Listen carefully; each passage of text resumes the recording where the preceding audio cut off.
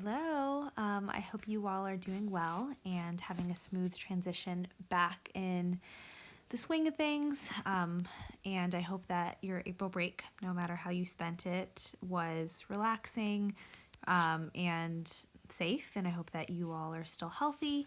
Um, I'm going to just quickly explain how the next couple weeks are going to work before jumping into our material for the day.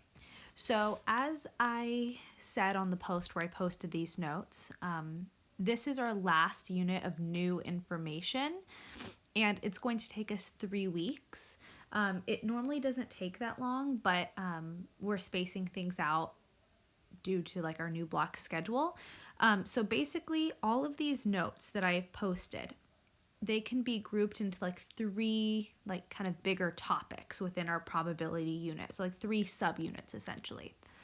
Normally, I would spend 1 to 2, maybe 3 days on each subunit if we were doing it in class. But for distance learning, every subunit is going to take an entire week. So here's how the structure of class is going to be. I'm posting material on Tuesdays and on Thursdays.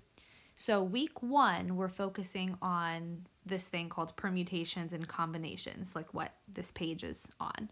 I'm going to do a few pages of notes with you.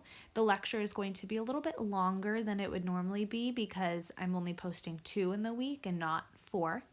And then I'm going to assign you some homework it comes from the packet, not iExcel for today.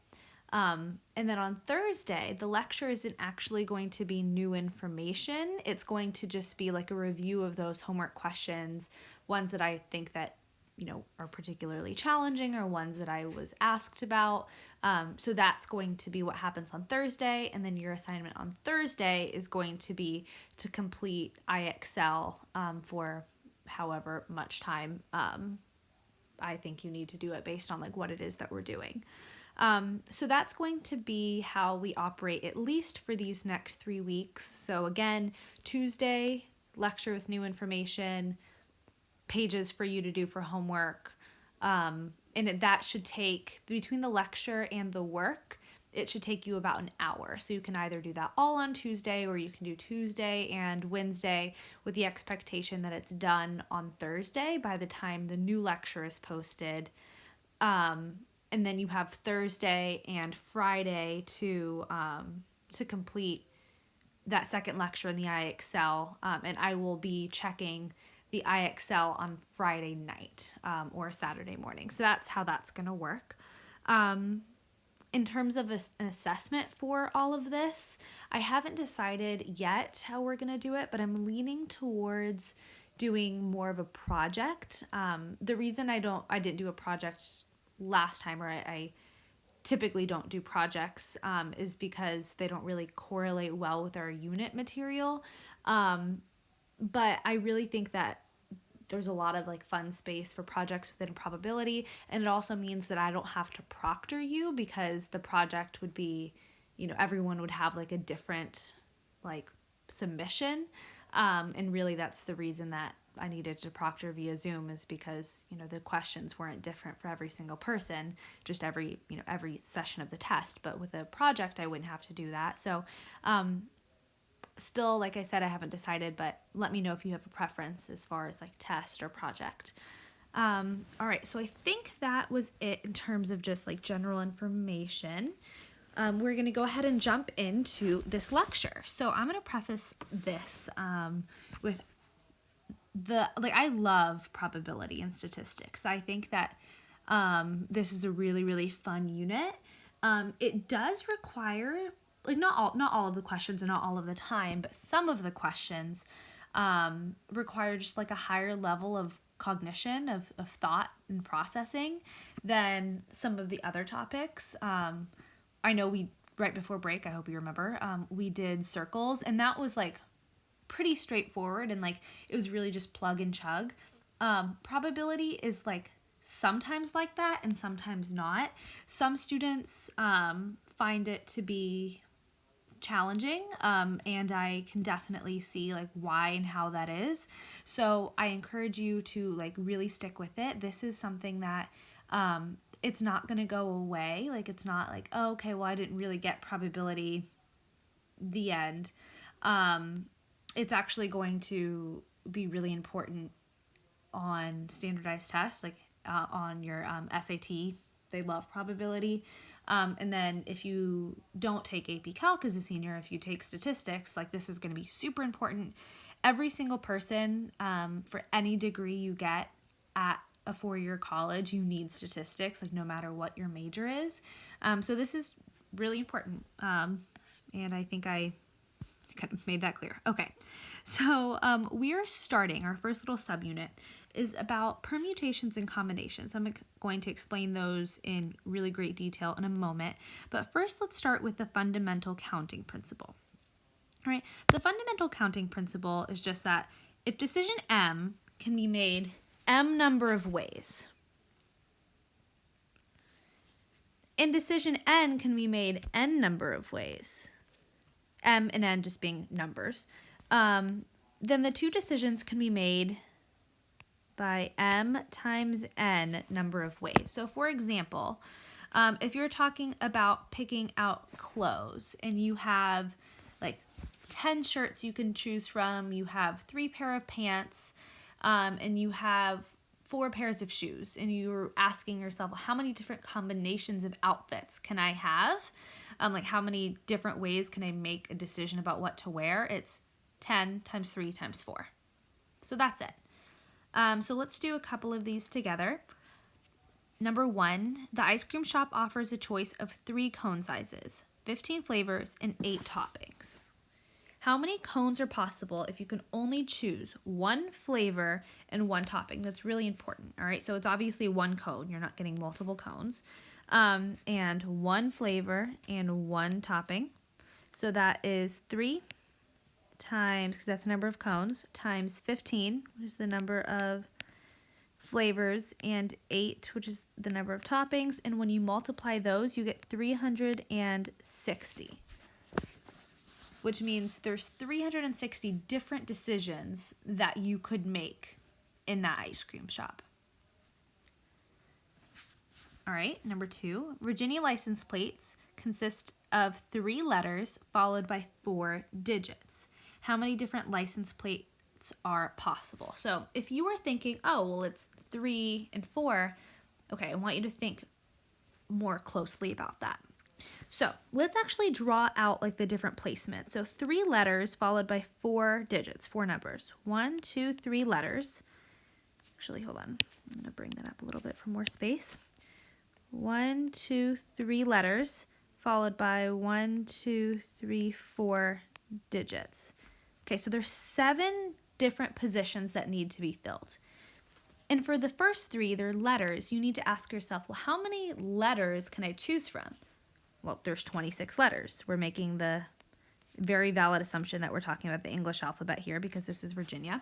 All right, so 26 letters. It doesn't say that the letters can't repeat. If it said that, then the first one would be 26, but the second one would be 25, right? Because whatever the first letter was, the second letter can't be that. You only have 25 options. And then the third letter would be 24 because it couldn't be what the previous 2 are. So make sure you're paying attention. If it says the letters cannot repeat, you have to change the way you're approaching the problem. But they can repeat. So we have 26 options for each letter. And then it's followed by 4 digits. All right, so we know that we have 10 digits, 0 through 9, right? So 10, 10, 10, and 10. Again, if it said that the digits couldn't repeat, you would have to adjust accordingly. So this is 26 times 26 times 26, or for ease in your calculator, 26 cubed, times 10 times 10 times 10 times 10, or 10 to the power of 4. And in your calculator, please make sure you have a calculator for this. Not something to do in your head or by hand. All right, it is 175,760,000. That is how many different license plate options the state of Virginia has. And if that seems like a ridiculously large number, that's because it is. But think about how many people, actually, I'm going to look that up. How many people live in the state of Virginia? So Virginia, I don't know why I'm doing this right now, but I'm just trying to prove a point, I guess. The Virginia population right now is about 8.5 million. Obviously, not all those people are driving, but then you consider businesses have cars and need license plates, etc. And license plates can't be duplicated, right? Like they have to be, like everyone has to have their own. So, I mean, yes, there's a lot of options, but there needs to be a lot of options. All right. Let's see if we need to do another one of these. Yeah, let's just finish them. Okay. Nick's science test has a section with 12 true or false questions. How many different ways can he answer the questions? All right, so if you want, you can make like 12 little spaces here. I'm not going to, because I'm going to just tell you that when each of your options, so like if you were to have 12 spaces like this, like I only wrote 3, but if you were to have 12, and each one, you're asking yourself, well, how many options do I have in each slot? And the answer is that you have 2 options, right? Because it's true or false. So it's not multiple choice. You don't have 4 or 5 options. You only have 2. All right? And that is happening for every problem for 12 problems. So you would do this 12 times, which I am not going to do because that's unnecessary. It's just 2 to the power of 12, which is 4,096.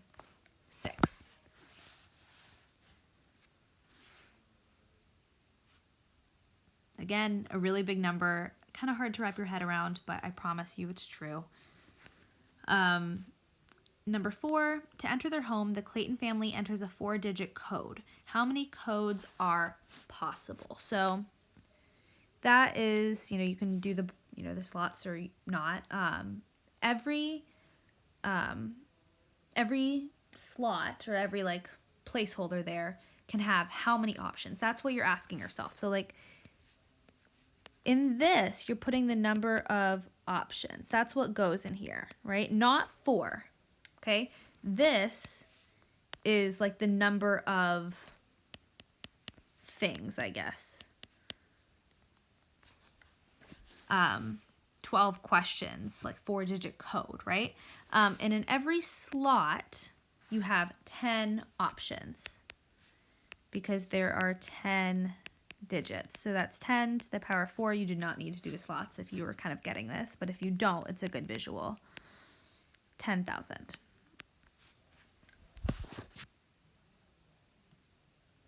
All right. Yeah, so that's the fundamental counting principle. If you are having an issue with that, please like pause this and rewind and start watching where I went over it again. It might click better the second time. Or, make sure you're attending office hours, because I know that this can be like a little bit of like a mental hurdle, but I think that I know you all can get it. All right, next we have factorials. So the factorial is just the product of all natural numbers from n, the product, which we know is the result of multiplication, of all natural numbers from n to 1. So n is the number that is written inside of, it's a factorial symbol, but it's, what you call an exclamation point. So the factorial of 9, n is 9, so it's the product, the result of multiplication of all natural numbers. So by natural, I mean whole numbers from like 0 to infinity. So not decimals and not negative numbers. All right. So that would be 9 times 8 times 7 times 6, 4, 3, 2, and 1. So go ahead and do that in your calculator. Don't try to look for a shortcut right now. I actually want you to multiply all of that out. And when you do, you get 362,800. All right, and now I never want you to do that again. From now on, you are going to use the factorial button on your calculator. So the factorial button is literally just a exclamation point. This is going to be a little bit tricky. Actually, I'm going to post a calculator tutorial separately, kind of showing you how. I hope I can do that on I don't have my calculator in front of me, but I'm going to try to figure out how to show you all how to access this. You might have to play around a little bit. For some of you, the button is just like really clear. It's either like a button itself or it's one of the like second shift buttons. For some of you, you need to go into like math and then probability, and then you'll see the button, but just play around with it a little bit. And then, okay, so anyways, once you find that button, all you have to do is just enter n and then the button and then get your answer. So like the factorial of 12 is 479,001,600. The factorial of 8, 40,320. The factorial of 17 divided by the factorial of 11 is 8,910, 720. And trick question, the factorial of 0 is actually not 0, it's 1. So that's just something to remember. Your calculator will tell you that, but the factorial of 0 is 1. All right, now if you were looking to kind of like break up this lecture and watch half of it today and half of it tomorrow, this would be a really good stopping point. And then you would just want to do kind of questions through like page 14. Like that would be, you know, what we've covered up until this point. But if you want to just watch it all now, obviously keep watching. All right, so now we're talking about permutations and combinations. So a permutation is just an arrangement or a lineup of objects in which order matters. And I will be giving many, many, many examples, so don't fret. But first, let's talk about the formula and then the shortcut on your calculator. All right, so we write permutations like this, and n is the total number of objects available, and r is the total number of objects to use for that arrangement. Sometimes n and r are the same thing, but sometimes they're not. So this is the formula. It's the factorial of n divided by the factorial of n minus r. And I know you're like, hold on, calm down. What are you, I promise you I'm going to explain it, right?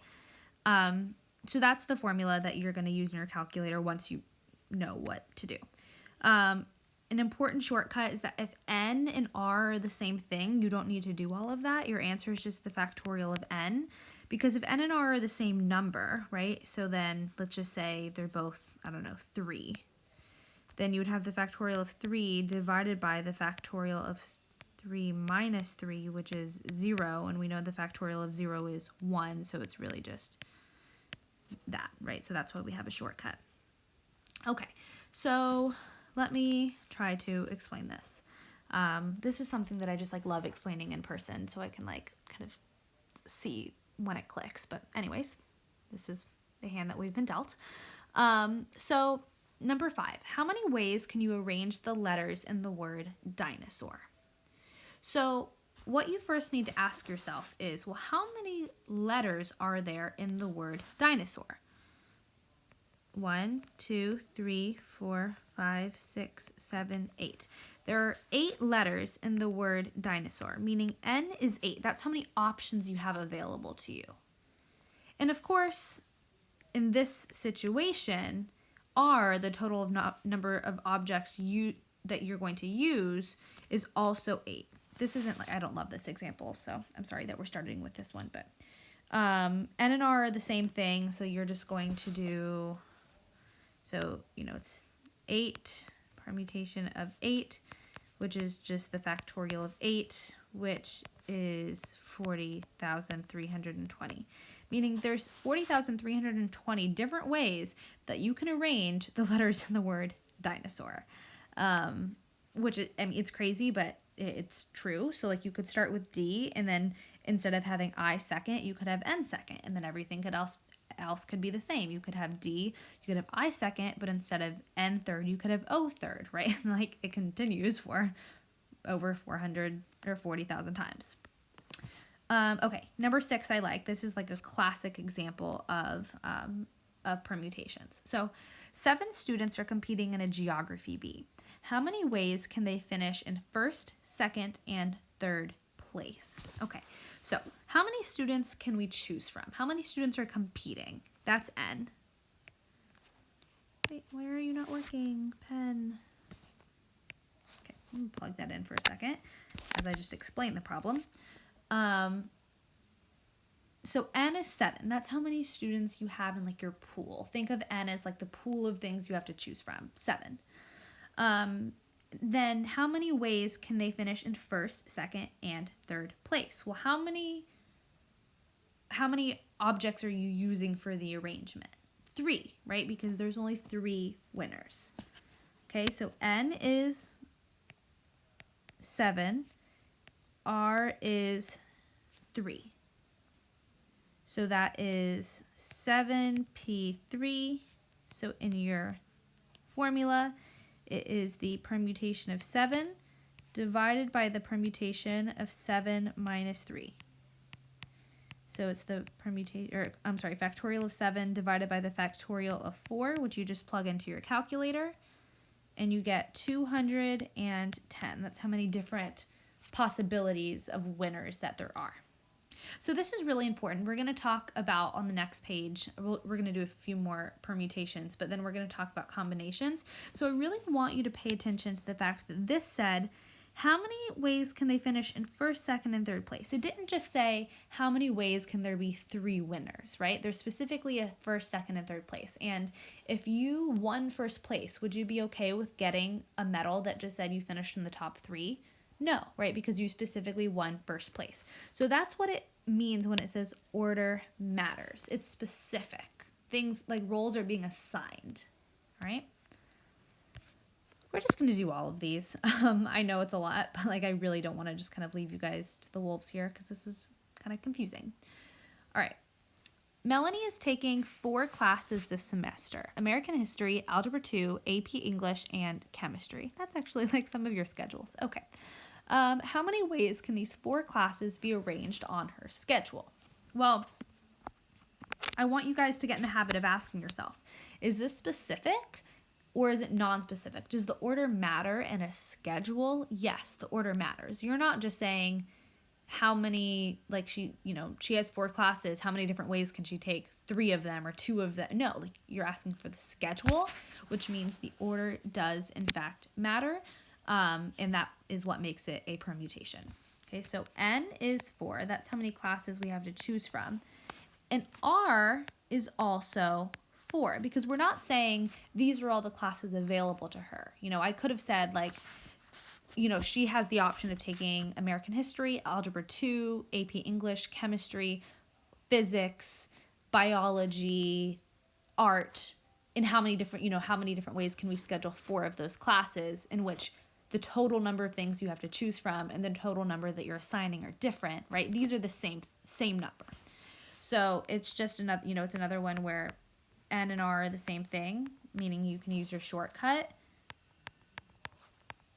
24, right? So she could have taken American History first, then Algebra 2, then AP English, then Chemistry, or you could have switched Algebra and American History, or switched English and Chemistry, right? 24 different ways. Number 8, there are 16 players on the baseball team. How many ways can the coach make a 9-player batting order? I also really like this question. Batting order. He's not just saying how many different ways out of the 16 can I pick the the 9 batters that are going to bat in this game. No, there's an order. It's specific. If you're the first batter, you go first. If you're the third, you go third, right? It's not just that, oh, here are the 9, go in any order you want, okay? So how many total options do we have to choose from? 16. He has 16 players in his pool that he can choose from, but he's only choosing 9.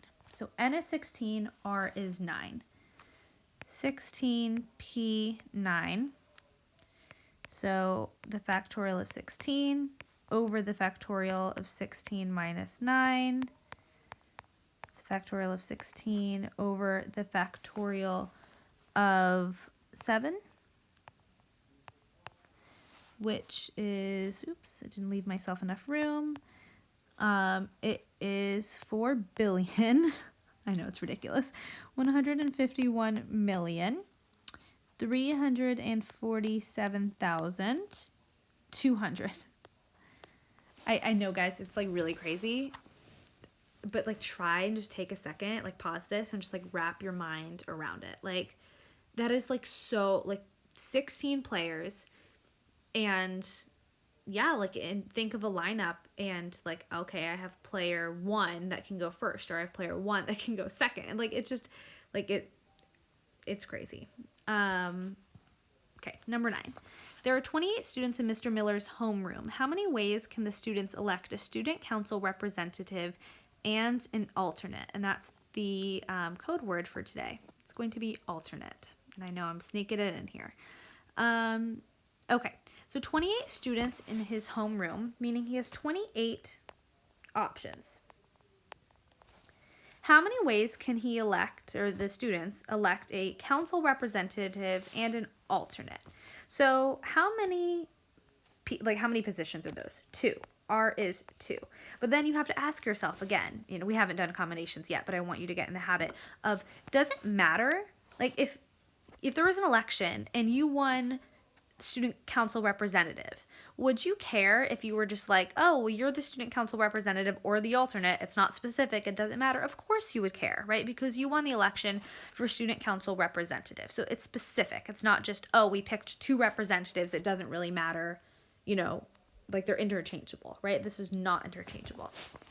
So this is 28P2.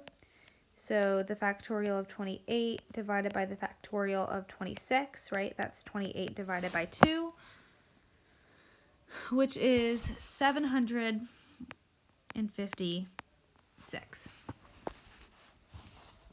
The lower R is, like the smaller R is, generally it's like the less number of options you have, right? Because you're only filling 2 slots and there's only a certain number of ways you can do that versus filling 9 slots. All right. Next we have permutations with repetition. These generally just happen when you have like the letter arrangements in a word, like the first one we did. But notice that in this word, dinosaur, do any of the letters repeat? No, you have to pay attention to that, right? None of the letters in the word dinosaur repeat. But what about in the word automobile? Do any of the letters repeat? Yes. All right. So A does not, U does not, T does not, O happens twice. M does not, B does not, I does not, L does not, E does not. All right. So you have one repetition and it happens 2 times. So this is how you're going to do the permutations with repetition. Your numerator is going to be how many total letters you have. So that's 1, 2, 3, 4, 5, 6, 7, 8, 9, 10. Not how many like letters exist. So it's like you're counting O both times. It's like how many positions there are. All right, so 10. Factorial of 10. And then your denominator, it is the number of times that something repeats.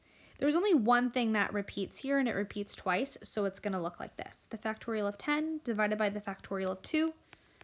That is 1,814,400.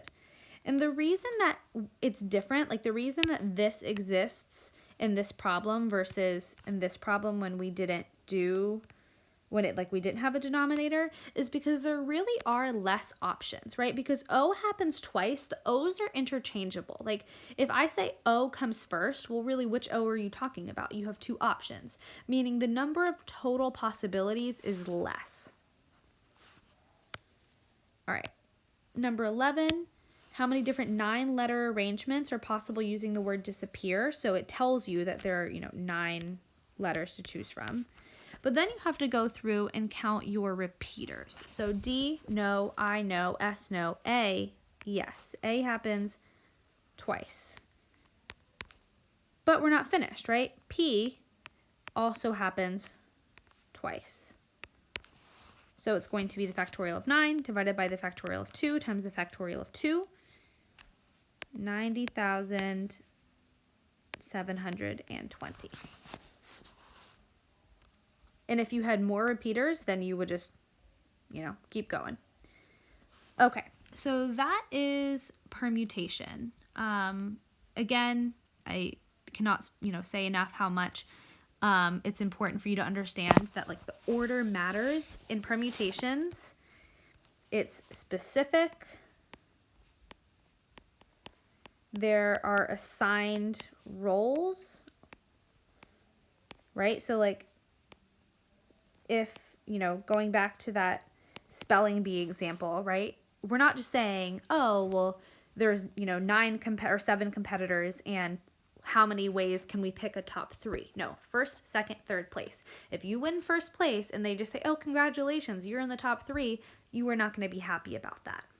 Okay, that's different from a combination. A combination is a group of objects in which order does not matter. Order doesn't matter. And the formula for this is similar. It's the factorial of n divided by the factorial of r times the factorial of n minus r. So it's actually making your overall number smaller, right? Because your denominator is larger. It's not just the factorial of n minus r, it's the factorial of r times the factorial of n minus r, meaning the denominator is larger. When you have the same numerator but a larger denominator, what does that mean? It means that your value is less. And think critically about that, all right? When your value is, so if I'm saying that we have a group of objects in which order doesn't matter. So let's go back to the spelling bee example, which I love. And instead of saying you have 7 students, how many ways can we pick first, second, and third place? I'm just saying you have 7 students, how many ways can they finish in the top 3? Like if we have 3 winners, right? Well, there's less options when you're not assigning them into specific roles. If you're just saying top 3, right?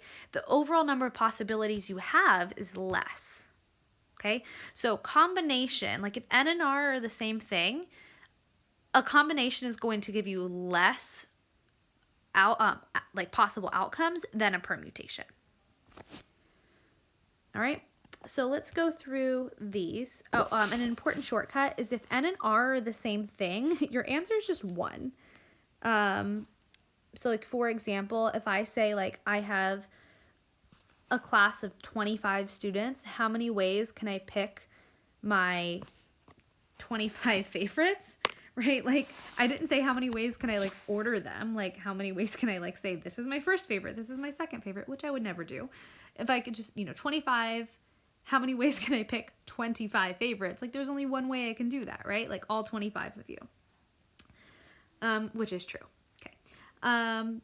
So let's do these. And I know this is getting long, guys, so like really there's no pressure to finish this right now. You can stop, you can come back to it. That's the beauty of having a couple days. And this is the only new information I'm presenting this week. So, all right. Natalie has 16 close friends. How many ways can she choose 5 to be bridesmaids in her wedding? Which is also silly. Have an even number of bridesmaids because then they don't frame you in the pictures correctly. Anyways, so N is 16. She has 16 to choose from. And R is 5 because, that's the number that she's choosing. And then you have to ask yourself, is this specific or is this non-specific? Is she ordering the bridesmaids? Like, is she saying, you are my first favorite bridesmaid, you are my second favorite bridesmaid, you're bridesmaid number 3? No, they're just bridesmaids. Yes, of course, like, you have the maid of honor thing, but, like, that's not what we're talking about right now. So this is non-specific. All right, so 16, factorial of 16 over the factorial of 5 times the factorial of 16 minus 5, or the factorial of 11. So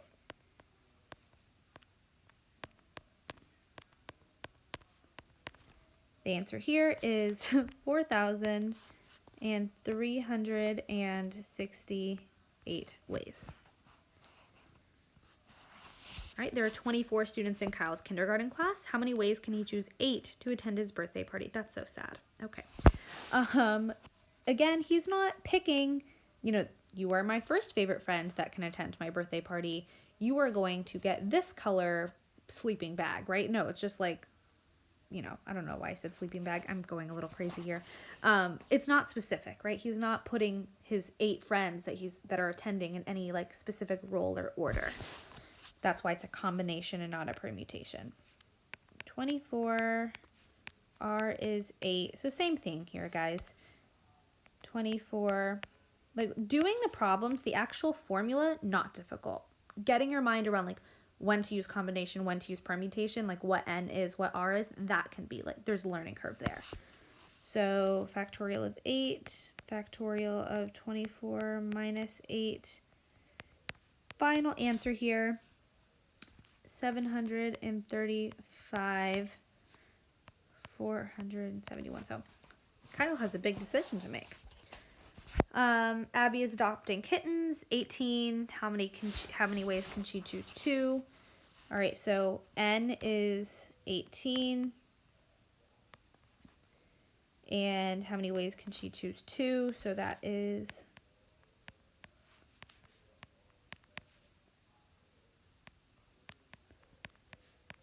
like this, 153 ways. I'm kind of like gliding through the math part, like I said, because the formulas at this point, like the formulas are pretty straightforward. Number 15, 12 employees at the sub shop. How many ways can the manager choose? 4 for the Sunday evening shift. Again, not specific. It's not like you were employee A, employee B. No, it's just picking 4. So 12 C4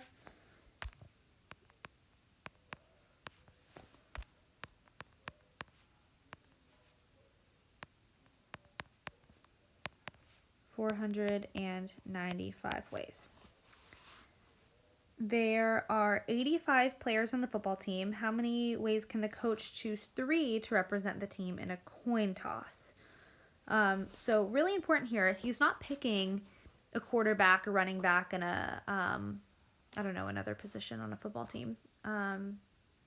Offensive lineman? I think that's one. I'm so proud of myself. Okay. He's not picking like specific roles. He's just saying 3 of you are going to participate in a coin toss, right? So that's a combination. 85 C3. And I actually want you guys to do this formula on your own. I'm not going to do it. I'm just going to put the answer. And if you are like, I didn't get that, then I need you to back up and figure out why that is. Okay. That's how you do combinations. On some of your calculators, and I didn't want to say this earlier because it's not true for all of your calculators, and I want you all to actually like learn how to do this with a formula, but on some of your calculators, you have buttons for permutation and combination. It's either visible to you like on, on the calculator, or you have to like press math and then go to probability.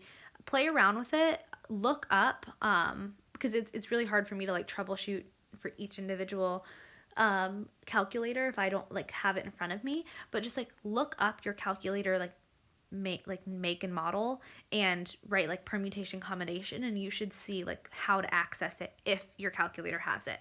I'd say about like 75% of the calculators have it, so if yours doesn't, you just have to use the formula. It's not, I mean, the formula doesn't take that long, but like if your calculator does have it, let's say for number 12, then you'll see a little button that says like NCR, and then in front of the C, you just want to put like 16, and then have the C, and then where the R goes, you just want 5, and then when you hit enter, it'll give you your answer. So that is something that some calculators have, but I wanted you all to like learn how to do it with the formula first, in case you ever have a calculator that doesn't have it. Last thing, I promise, I'm actually not going to do these answers with you, like this section. That I'm going to post as part of like the answers on Thursday, but I just wanted to go over like how to determine whether things are permutations or combinations. If you like think you got it, great. But if you're like not so sure, I really recommend staying tuned for a couple more minutes until we get through this page, and then this is the last page of the lecture. I'm like getting winded. Okay. So remember that a permutation is an arrangement. It has a specific order. It assigns roles. It matters, right? So think like if you're ever confused, put yourself in the situation and think, would I care if I got assigned to this specific role versus like generally we're like put in a group, right? If you were told you were running for student government and there was one position for president, one position for vice president, and one position for secretary, you would care which one you got, right? Like if you ran for president and then you won one of them, you want to be assigned to the role of president, not just, a student government representative. But if, let's say, like the way that we do it at our school, every grade just gets like 2 or 3 representatives, and the 2 representatives in our grade, shout out Udeli and Cynthia, they they have interchangeable roles. It's not like one of them has the role of president, one of them has the role of vice president. Like generally there's 2 positions and they filled it. That would be a combination. Okay, so that's like how you can think about it. Number 1, how many ways can 4 candy bars be chosen from a store that sells 30 candy bars? Well, you're just choosing 4. You're not prioritizing. You're not like saying this is my first favorite, second favorite, etc. So that is a combination. How many ways can 13 students line up for lunch? Anytime it says line up, order, specific, those are key indicators for permutation. So I'm going to actually make a little list here. All right, permutation. How many ways can you make a 3-letter arrangement out of the letters in the word trapezoid? Arrangement is another one. Permutation. How many ways can you choose 2 books from a shelf of 40? Combination. Right, because you're not picking first favorite, second favorite. You're not putting them in specific places in a bookshelf, right? It's just you're picking 2. How many ways can 12 swimmers finish in first, second, and third place? Permutation, right? If you're assigning specific places, permutation. How many ways can Mrs. Sullivan choose 2 students from 27 to help put away calculators at the end of class? That is a combination, right? Just 2 students in non-specific roles. They're just helping. All right, you have enough tickets to play 6 different games at the amusement park. There are 14 games, how many ways can you choose 6? That is a combination. If you were asked, how many different ways could you choose a schedule? I'll add schedule here. Then that would be permutation, because you would say, well, I could do this one first and this one second, this one third, but that's not what this question is asking. Right? Number 8, how many different ways can 9 trumpet players in the marching band line up? Line, permutation. 7 students work together on a project. How many ways can their teacher choose 4 to present the project? Combination. Choose generally is combination, right? Because you're just they're not being assigned to a specific role. There are 18 offensive players on the hockey team. How many ways can the coach choose a left wing, center, and right wing to start the game? Okay, this one is a permutation because he's assigning them to specific roles. It's not just how many we need 3 starters. Okay, number 11, how many different 12-letter arrangements? You can just stop there. Arrangement, permutation. There are 26 goldfish in the tank at the store. How many ways can Ben choose 5? Combination. Okay. So that was long. What I need you to do by Thursday is answer these. And then these 2 pages of homework. Sorry, I didn't number them, but like it's the homework pages that follow this lesson. Through number 14, actually no. Through number 10, I was wrong earlier. Through number 10, that is like what kind of I said if you wanted to stop here. That was just like factorial's fundamental counting principle. And then onward is permutation combination stuff. So you guys are troopers. Thank you for sticking it out. Even if you watched it, over a few different sessions, like this was a long lecture. So, you guys are great. This is the only new information for the week. Please make sure you are doing your homework, and on Thursday, checking in. I might even post the answers like at some point on Wednesday. Maybe I'll do that. But make sure you're checking. Make sure you're watching on Thursday so we can go over any questions. If you were confused, I really need you to reach out to me. It's possible you have to watch this lecture twice. I know it's long, but maybe the second time it will click better. If you think that you would benefit from online support like Khan Academy, something like that, watch those videos. Make sure you are attending office hours if you're confused. It's possible that office hours for today will have already passed by the time you're watching this, in which case make sure you're just attending on Thursday. And that is pretty much it. I will talk to you all hopefully soon during office hours. If not,